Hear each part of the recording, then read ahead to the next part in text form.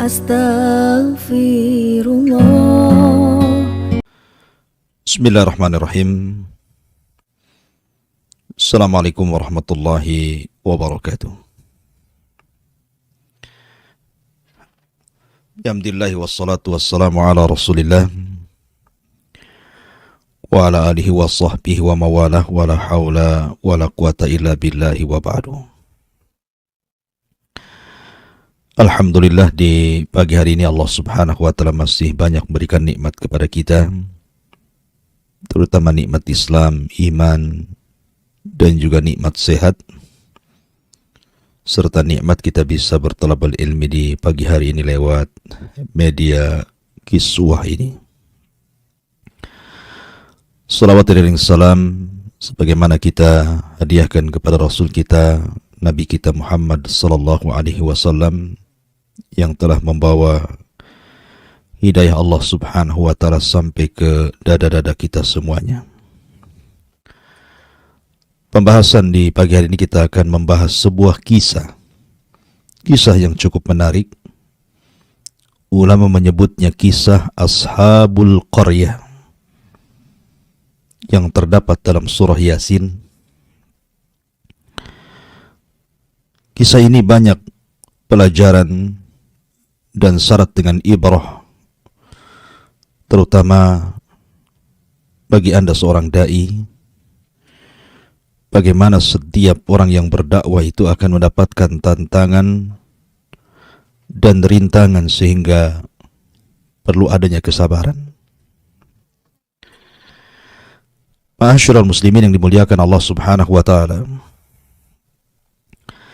kisah ini dicantumkan dalam surah Yasin, tepatnya pada ayat ke-13 sampai kepada ayat 21. Baik, kita akan mulai kisah ini.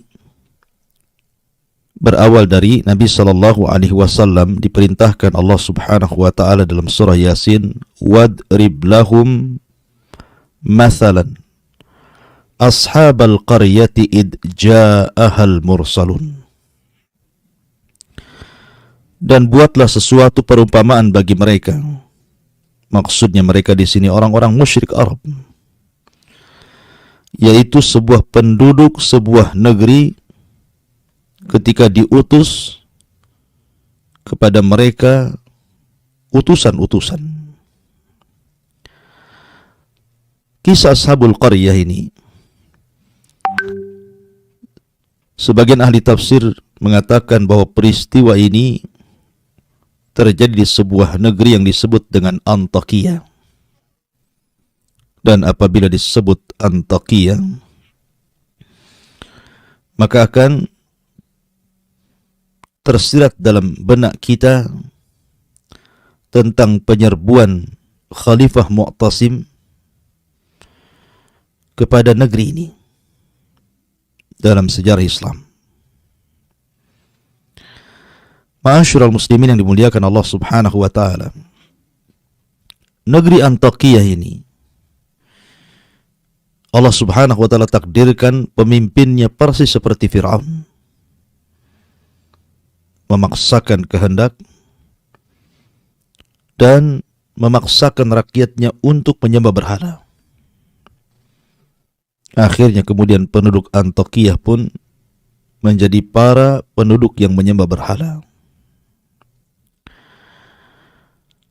Dan Nabi sallallahu alaihi wasallam diperintahkan Allah azza wa jal untuk menceritakan kisah Ashabul Qaryah ini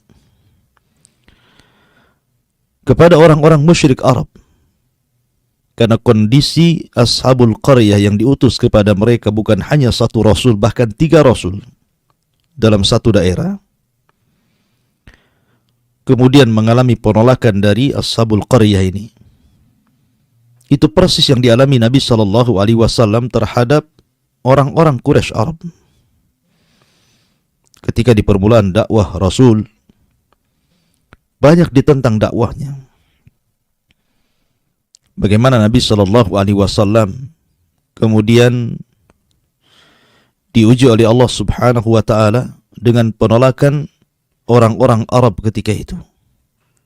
Nabi SAW dikatakan gila, Nabi SAW dikatakan penyihir, dikatakan pemecah belah, bahkan tidak segan-segan terkadang Nabi SAW diancam, bahkan ada upaya pembunuhan.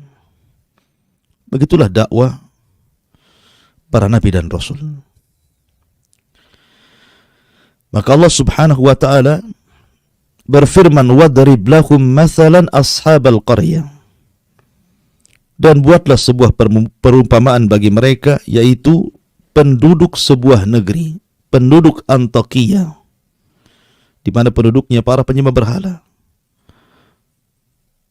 Id ja'ahal mursalun, ketika datang kepada mereka utusan-utusan Allah Subhanahu wa taala. Ada yang mengatakan bahwa utusan-utusan ini adalah Hawariyun Isa bin Maryam. Jadi Isa ibn Maryam ketika itu mengutus 3 Hawariyun agar berdakwah di negeri Antakya ini. Awalnya Nabi Musa alaihi salatu wassalam hanya mengutus 2 orang yang kemudian diperkuat dengan 3 orang. Dan nama-nama dari 3 utusan ini, sebagian para ulama tafsir ada yang mengatakan namanya adalah disebutkan di dalam kitab Ibnu Katsir Al-Bidayah wa Nihayah, di mana Rasul yang pertama namanya Sam'un, kemudian yang kedua namanya Yuhana. Ada juga yang mengatakan namanya Sadiq, dan yang kedua namanya Soduk, dan juga yang mengatakan namanya Sam'an, dan yang kedua namanya Yahya. Itulah permulaan Allah Subhanahu wa ta'ala mengutus 2 utusan ini. Makanya Allah mengatakan, id arsalna ilaihimutsnaini fakadzabuhuma, yaitu ketika kami mengutus kepada mereka 2 utusan,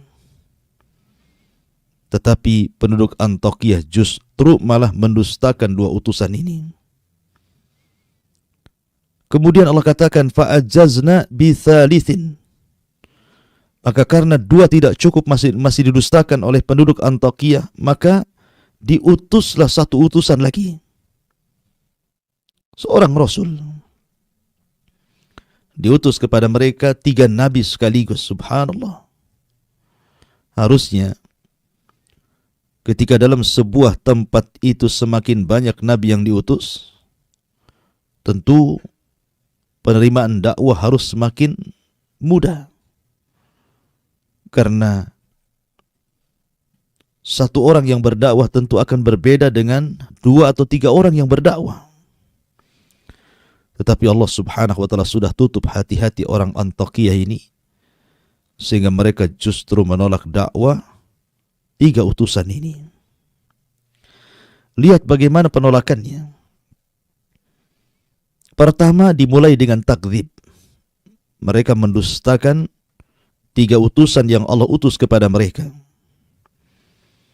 Faqalu, ketika para utusan itu mengatakan, inna ilaikum mursalun, sesungguhnya kami diutus oleh Allah Subhanahu wa ta'ala untuk berdakwah kepada kalian. Lihat jawabannya.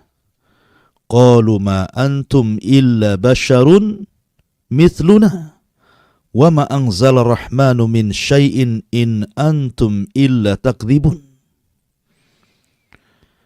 Mereka mengatakan, penduduk negeri itu mengatakan, kamu ini hanyalah manusia seperti kami, dan Allah yang Maha Pengasih tidak menurunkan sesuatu apapun. Sesungguhnya kalian hanya para pendusta saja. Ini awal penentangan Ashabul Qaryah. Menentang para nabi dan rasul yang datang kepada mereka dengan cara takdzib, mendustakan mereka. Dan itulah budaya musuh-musuh para nabi dan rasul. Pertama, takdzib, mendustakan. Persis seperti orang-orang kafir Quraisy. Mereka mendustakan risalah Nabi SAW, menentangnya, bahkan berusaha untuk memadamkannya. Ma'asyiral muslimin yang dimuliakan Allah Subhanahu wa ta'ala, dan tidak aneh, siapapun yang mendakwahkan dakwah Rasul hatta sampai hari ini, menyampaikan tauhid, pasti akan ada orang-orang yang mendustakan dakwah tauhid. Karena itu sunnatul dakwah pernah dialami para nabi dan rasul, seperti kisah dalam Ashabul Qaryah ini, diutus kepada sebuah negeri Antakiyah sekaligus 3 nabi, 3 utusan Allah Subhanahu wa ta'ala. Ada yang mengatakan 3 hawariyun yang diutus Isa bin Maryam. Ma'asyiral muslimin yang dimuliakan Allah Subhanahu wa ta'ala, lihat bagaimana jawaban para rasul. Dengan bijaknya mereka mengatakan, qalu rabbuna ya'lamu inna ilaikum lamursalun wa ma 'alaina illal balagul mubin. Maka para rasul itu menjawab, Tuhan kami mengetahui sesungguhnya kami adalah utusan-utusan Allah kepada kalian, dan kewajiban kami hanyalah menyampaikan perintah Allah dengan jelas. Seolah-olah para rasul mengatakan, kalian mau beriman atau tidak dengan kami, itu urusan kalian. Tetapi kami datang diutus oleh Allah Subhanahu wa ta'ala untuk mendakwahkan kalian. Ma'asyiral muslimin yang dimuliakan Allah Azza wa Jalla, maka mulailah 3 utusan Allah Azza wa Jalla ini menyeru manusia ke dalam tauhid, memberantas kesyirikan, mengatakan kepada mereka bahwa berhala-berhala itu tidak mendatangkan manfaat dan tidak mencegah madarat. Kembali kepada tauhid. Tapi mereka malah mengatakan, kalian ini hanya manusia sama seperti kami. Seolah-olah mereka mengatakan, kalau memang Allah Subhanahu wa ta'ala mau, kenapa Allah tidak mengutus malaikat kepada kami? Kenapa mesti kalian yang diutus? Subhanallah. Padahal Allah Subhanahu wa ta'ala mengatakan, lau ja'alnahu malakan la ja'alnahu rajulan. Sekiranya Allah Subhanahu wa ta'ala mengutus seorang malaikat sekalipun untuk menjadi seorang rasul, tetap malaikat itu tidak mungkin dalam bentuk aslinya.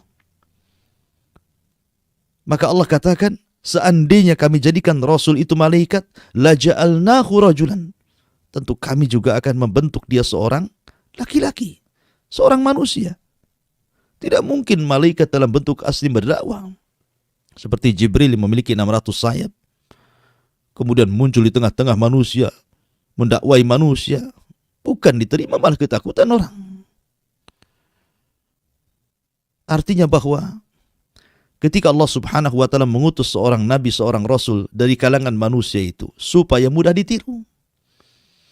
Kalau seandainya rasul kita, nabi kita adalah malaikat, bagaimana cara menirunya? Malaikat itu tidak makan, malaikat itu tidak minum, malaikat tidak menikah, malaikat tidak punya keturunan. Dan banyak sekali perbedaan kita dengan malaikat. Sehingga kalau seandainya rasul kita malaikat, macam mana kita akan meniru cara makannya, cara minumnya, cara nikahnya, cara mendidik anaknya, sementara mereka tidak memiliki itu semua. Makanya Allah Subhanahu wa ta'ala mengutus manusia supaya mudah ditiru. Karena manusia itu nampak bagaimana cara makannya seorang nabi, kita tiru. Bagaimana cara minumnya seorang nabi, bagaimana cara ibadahnya, dan begitu seterusnya. Tetapi yang dikehendaki penduduk Antakya ini hanya sekedar mendustakan Rasul. Karena sombongnya mereka. Ini penolakan pertama. Penolakan yang kedua, istihza. Mulai mereka kemudian istihza, mengolok-olok 3 utusan ini. Lihat bagaimana Allah menggambarkan mereka memperolok nabi-nabi yang diutus kepada mereka. Qalu inna tatayyarna bikum. la illam tantahu lanarjumannakum wa la yamassannakum minna adzabun alim. Qalu inna tatayyarna bikum. Allah Subhanahu wa taala berfirman, sesungguhnya kami bernasib sial karena kalian. Lihat, mulai mengejek. Dulu sebelum datang kalian, kami tenang-tenang saja. Kami baik-baik saja. Tapi setelah datang kalian kemari, yang konon kalian mendakwahkan dakwah yang benar kepada kami jadi sial. Ini istihza. Mengolok-olok nabi yang diutus kepada mereka. Seolah-olah kesialan itu datang dari para nabi. Padahal kesialan itu datang dari diri-diri masing-masing. Kemudian yang ketiga, mulailah dari takdzib, mendustakan. Kemudian mengolok-olok, sekarang tahdid, mulai mengancam.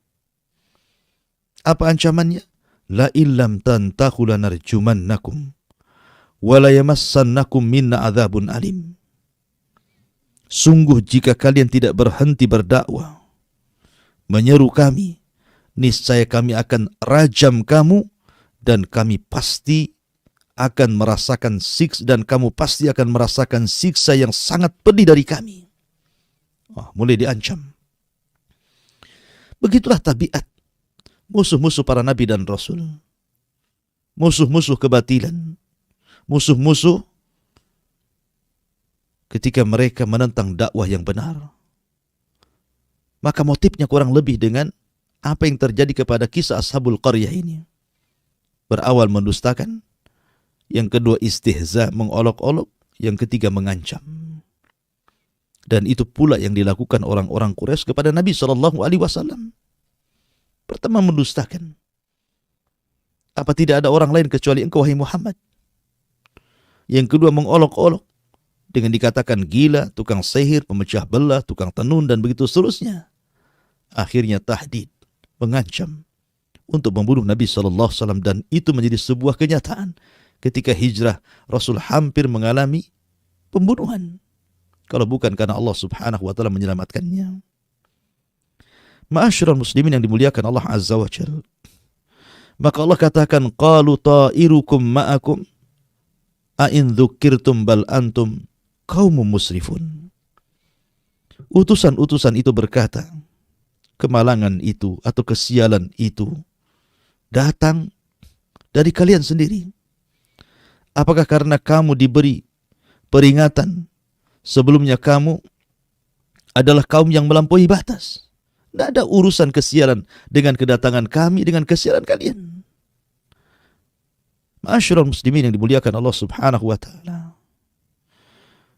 Maka Allah Subhanahu wa taala katakan, wa jaa'a min aqsal madinati rajulun yas'a qala ya qaumi ittabi'ul mursalin.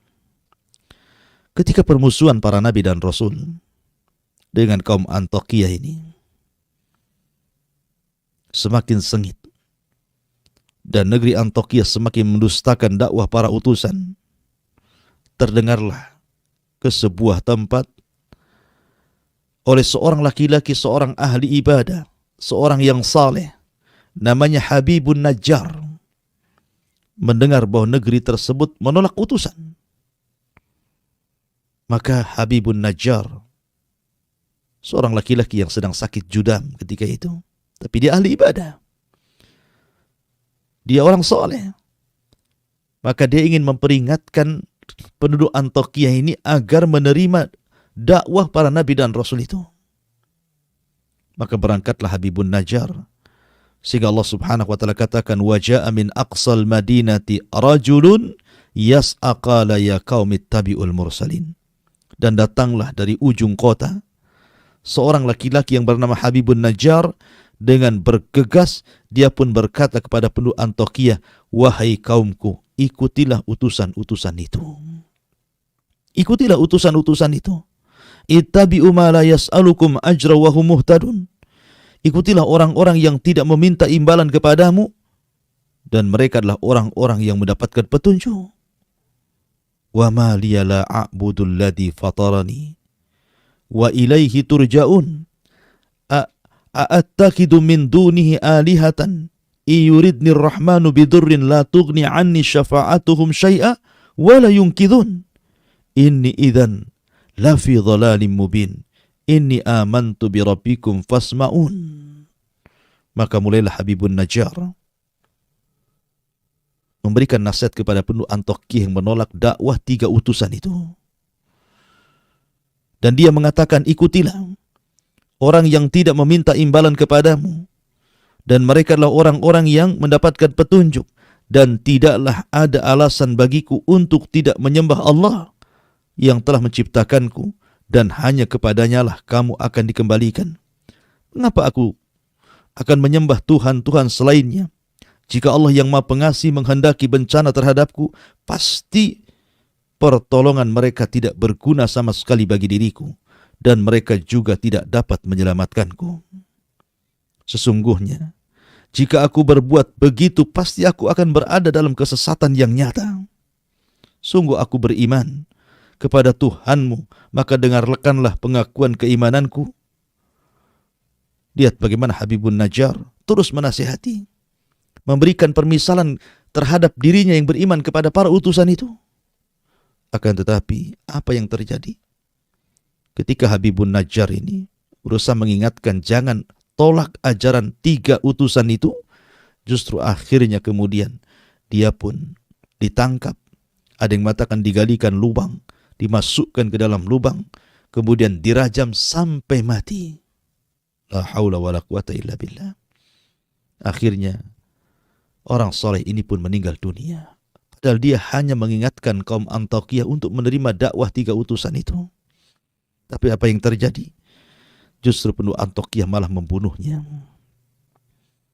Dan ini awal daripada bencana. Membunuh orang saleh, membunuh ahli ibadah. Ketika Habibun Najjar ini kemudian dipukuli, dilempar dengan batu, dirajam, kemudian dikubur separuh badannya dan dilempari dengan batu, sampai akhirnya Allah takdirkan dia pun meninggal. Ruhnya Allah masukkan ke dalam sorga. Ruh Habibun Najjar ini sempat Allah masukkan ke dalam sorga. Kemudian melihat-lihat keindahan sorga, melihat-lihat pohon-pohon sorga, istana-istana sorga, taman-taman sorga, dan semua nikmat yang ada di sorga. Maka Allah mengatakan dalam Al-Quranul Karim, qila dkhulil jannah qala ya laita qaumi ya'lamun bima ghafarari rabbi wa ja'alani minal mukramin. Maka ketika dikatakan kepada Habibun Najjar, masuklah kau ke sorga, maka dia pun ke sorga. Ketika itu dia berkata, alangkah baiknya seandainya kaumku mengetahuinya. Aku sudah di sorga sekarang. Coba kalau seandainya kaumku tahu bahwa ketika aku mati dan Allah masukkan aku ke sorga, tentu mereka tidak akan menolak utusan-utusan itu. Tapi mereka justru menentang nabi-nabinya. Maka Habibun Najjar kemudian mengatakan, alangkah baiknya sekiranya kaumku mengetahuinya, apa yang menyebabkan Tuhanku memberikan ampunan kepadaku dan menjadikan aku termasuk orang-orang yang telah dimuliakan. Subhanallah. Ma'asyiral muslimin, para pemirsa dan pendengar Kiswah TV yang dimuliakan Allah Subhanahu wa taala. Ketika penentangan kaum Antiokhia kepada 3 utusan ini semakin menguat, terlebih ketika kemudian mereka sudah membunuh orang saleh yang mengingatkan mereka agar jangan menolak 3 utusan itu, dan itu awal bencana bagi mereka, maka Allah Subhanahu wa taala murka kepada mereka. Allah katakan, wa ma anzalna ala qaumihi min ba'dihi min jundim minas sama wa ma kunna munzalin. Kemudian setelah dia meninggalkan kami, dan setelah dia meninggal, maksudnya Habibun Najjar meninggal, kami tidak menurunkan satu pasukan pun dari langit kepada kaumnya, dan kami tidak perlu menurunkannya.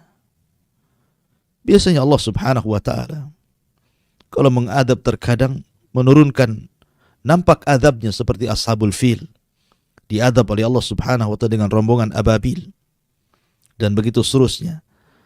Tapi Allah Subhanahu wa ta'ala tidak menurunkan tentara-tentaranya. Cukup satu malaikat saja Allah turunkan kepada mereka, Jibril alaihi salatu wassalam. Tiba-tiba Jibril ini berteriak satu teriakan, in kanat illa sayhatan wahidatan fa idahum khamidun. Tidaklah Jibril itu kecuali hanya teriak satu teriakan saja. Satu teriakan saja, tidak lebih. Tapi apa yang terjadi? Yang terjadi, Allah mengatakan faidahum khamidun. Tiba-tiba mereka semua berkelimpangan mati, tidak bernyawa. Tidak ada satupun yang selamat dari negeri Antakya itu. Lihat bagaimana akhir daripada para penentang para nabi dan rasul. Allah adab mereka. Ma'asyiral muslimin yang dimuliakan Allah Subhanahu wa ta'ala.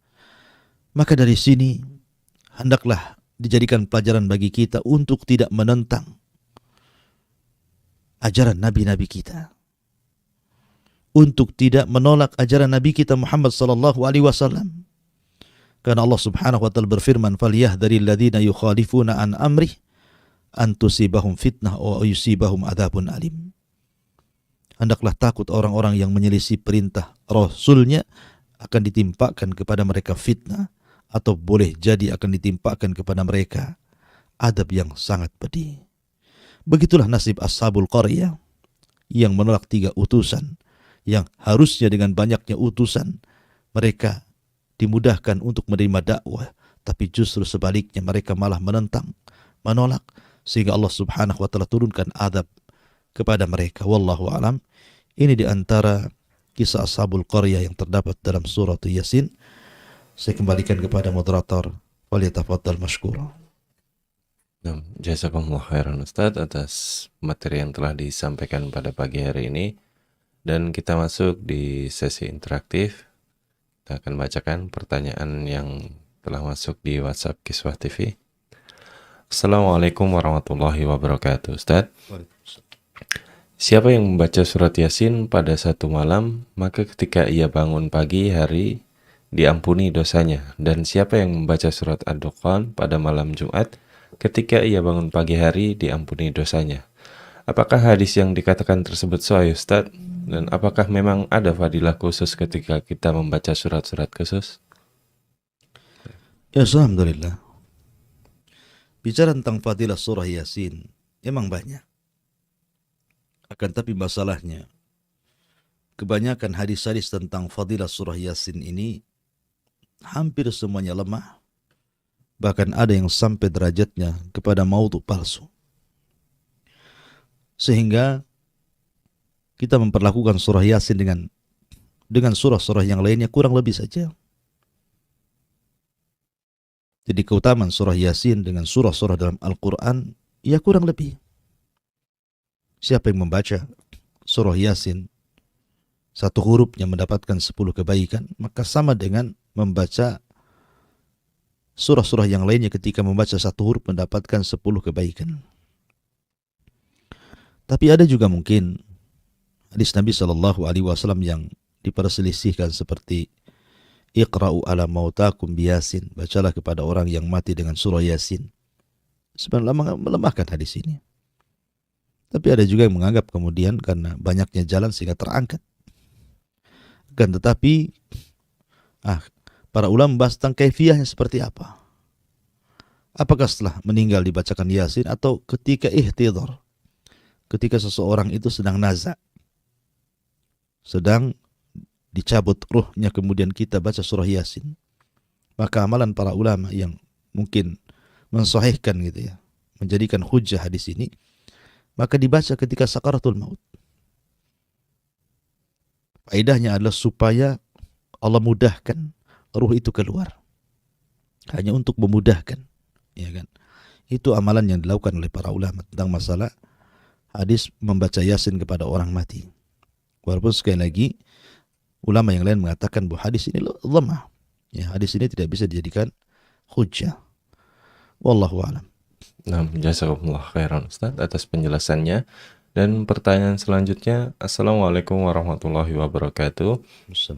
Apakah haram hukumnya Ustaz jika terkadang banyak orang yang menafsirkan Al-Quranul Karim dengan sekadar akal tanpa dilandasi oleh ilmu?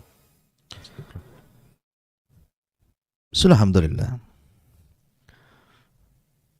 Ada sebuah riwayat yang mengatakan, "Man fassara al-Quran bi ra'yihi fa asaba faqad akhta." Barang siapa yang mentafsirkan Al-Quran dengan akalnya, sekalipun dia benar, maka dia telah salah. Sekalipun dia benar, dia telah salah. Karena akal ini tidak bisa jadikan sandaran. Ada ayat-ayat yang bisa dipahami dengan akal, ada ayat-ayat yang tidak bisa dipahami dengan akal. Ada lafaz-lafaz Al-Quran itu yang harus dipahami oleh perkataan Nabi SAW ataupun sahabat Rasul. Ada yang langsung dipahami. Saya contohkan, ketika turun ayat, "Alladzina amanu wa lam yalbisu imanahum bidzulmin, ulaika lahumul amnu wa hum muhtadun." Orang-orang yang mereka tidak mencampur adukan keimanan mereka dengan kezaliman, maka mereka mendapatkan keamanan dan hidayah dari Allah. Sahabat ketika itu bingung, tidak tahu makna zalim dalam ayat ini. Dikiranya zalim itu ya ma'ruf mendolimi dirinya atau orang lain. Sehingga mereka datang kepada Rasul dan mengatakan, "Ya Rasul, kami tidak sanggup mengamalkan ayat ini." Siapa di antara kita yang tidak berbuat zalim kalau syarat mendapatkan keamanan dan hidayah harus tidak mencampur adukan iman dengan zalim? Tapi Rasul mengatakan, bukan sebagaimana yang kalian pahami, kata Rasul. Zalim dalam ayat itu bukan zalim yang kalian pahami, tapi zalim dalam ayat itu adalah kesyirikan. Sebagaimana Luqmanul Hakim mengatakan, "Ya bunayya la tusyrik billah inna syirka la dzulmun azim." Lah sahabat lu tidak paham dengan kalimat zalim kalau tidak bertanya kepada Rasul. Apalagi kita. Maka pentingnya kita kalau mentafsirkan Al-Quran kembali kepada tafsir para ulama. Karena mereka lebih paham tentang Al-Quran. Jangan kemudian kita tafsirkan sendiri sehingga akhirnya ngalor ngidul, nggak jelas gitu ya. Karena setiap kepala itu kan punya pemikiran masing-masing. Kalau satu ayat kemudian diberikan kepada 10 orang untuk berpikir, mentafsirkan sendiri, maka akan muncul 10 pendapat. Ya. Dan akan terjadi perselisihan yang banyak. Tapi kalau tafsir dikembalikan kepada tafsir para ulama, maka akan menyedikitkan perselisihan dan itu lebih dekat kepada kebenaran. Wallahu a'lam. Nah, jazakumullah khairan Ustaz atas penjelasannya. Dan pertanyaan selanjutnya, Assalamualaikum warahmatullahi wabarakatuh. Apakah mengkhususkan ziarah kubur di bulan Ramadan dan juga menetapkan awal Ramadan dengan hisab bisa dikatakan termasuk perbuatan yang batil Ustaz? Mohon penjelasannya. Ya, alhamdulillah. Ziarah kubur pada awalnya itu disunahkan, kemudian dilarang, kemudian disunahkan lagi. Kata Nabi SAW, "Kuntu nahaitukum an ziyaratil kubur fazuruha fa innaha tudakkirukumul akhirah." Dulu aku larang kalian ziarah kubur, tapi sekarang ziarahlah. Karena hal itu bisa mengingatkan kalian dengan kematian atau dengan akhirat. Dari sini bahwa ada anjuran seorang itu ziarah kubur, khususnya bagi laki-laki. Tetapi bagi perempuan tentu akan berbeda hukumnya ziarah kubur wanita dengan ziarah kubur laki-laki. Kalau bagi laki-laki sepakat sunnah hukumnya, tidak ada khilaf. Tapi wanita khilaf. Ada yang mengatakan haram, tidak boleh. Ada yang mengatakan boleh secara mutlak.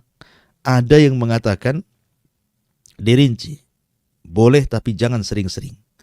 Karena ada hadis yang mengatakan la'anallahu zawwaratul kubur. Allah melaknat wanita-wanita yang ziarah kubur. Zawarat menggunakan siagul mubalaghah. Maknanya bahwa siagul mubalaghah itu lafaz yang berlebihan maknanya. Jadi boleh kalau sekali-kali, tetapi jangan kemudian berkali-kali. Jangan sering, tapi boleh jarang-jarang. Itu maknanya siagul mubalaghah itu. Tapi yang jelas bahwa ziarah kubur sunnah. Tapi mengkhususkan ziarah kubur, maka itu perlu dalil. Karena ziarah kubur itu tidak ada kekhususan waktu, kapanpun Anda bisa, mau siang, mau malam, mau 1 minggu sekali, mau sebulan sekali, tidak ada masalah. Karena inti daripada ziarah kubur itu melembutkan hati dan mengingatkan kita kepada akhirat. Ya itu saja sebenarnya. Adapun kemudian ziarah kubur sambil berdoa gitu ya, mendoakan orang tua yang sudah meninggal ataupun saudara-saudara sesama kaum muslimin yang ada di kuburan, itu sebagai tambahan. Tapi inti hikmah di balik ziarah kubur itu selain ingat kematian adalah mengingat akhirat supaya ketika pulang dari ziarah kubur betul-betul kita semangat lagi untuk ibadah kepada Allah Azza wa Jalla. Wallahu a'lam. Nah, jazakumullah khairan Ustaz atas penjelasannya. Dan satu pertanyaan terakhir Ustaz. Assalamualaikum warahmatullahi wabarakatuh. Apakah boleh kita mengkhususkan surat tertentu dalam Al-Quran dengan mengulangi bacaan atau mendengarkan karena memiliki efek pada jiwa kita? Mengkhususkan membaca Quran, Nah, surat maksudnya. ya, membaca surat tertentu. Iya, tidak ada masalah. Seperti seorang melazimkan surat tertentu dalam sholat. Seperti di zaman Rasul ada orang yang melazimkan dalam sholat itu membaca surah Qul huwallahu ahad. Terus dia baca dalam sholatnya. Kemudian Nabi SAW bertanya, apa yang mencegahmu untuk tidak membaca surat yang lain selain itu? Maka dia mengatakan, karena aku cinta dengan surat itu, wahai Rasul.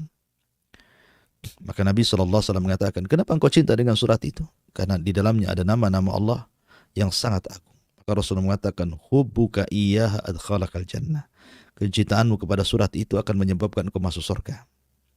Jadi sahabat ini mengkhususkan baca Qul huwallahu terus-terusan gitu. Dan Nabi SAW juga pernah mengulang-ulang satu ayat dalam semalam sampai Rasulullah SAW menangis sampai subuh. Ya. Artinya boleh seorang membaca dengan mengkhususkan ayat tertentu dan mengulang-ulangnya, gitu ya.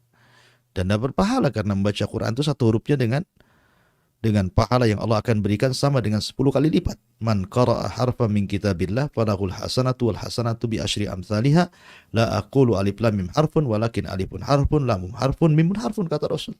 Siapa yang membaca satu huruf dalam Al-Quran mendapatkan satu yang dilipat gandakan 10 kebaikan. Saya tidak katakan alif lam satu huruf, tapi alif satu huruf, lam satu huruf, mim satu huruf. Maknanya bahwa setiap orang yang baca Quran mau mengkhususkan surat tertentu ataupun mengumumkan ayat-ayat yang lain, maka tetap akan berpahala. Tetapi jangan kemudian seseorang itu mengkhususkan sesuatu akhirnya mewajibkan bagi dirinya. Tidak boleh. Ya, tapi kalau dia senang, umpamanya karena mungkin suara dia indah, umpamanya dia suka dengan surah Ar-Rahman, karena kalau dibaca itu kayaknya indah gitu kan, akhirnya dia pun meniru suara syekh, kemudian menghafal surah Ar-Rahman, akhirnya surah ini yang dibaca dalam sholat, ya tidak masalah kalau begitu. Tapi kalau kemudian difokuskan hanya satu surat saja seolah-olah Al-Quran tidak turun kecuali surat itu saja, ya tidak boleh. Tetap surat-surat yang lainnya pun perlu dibaca.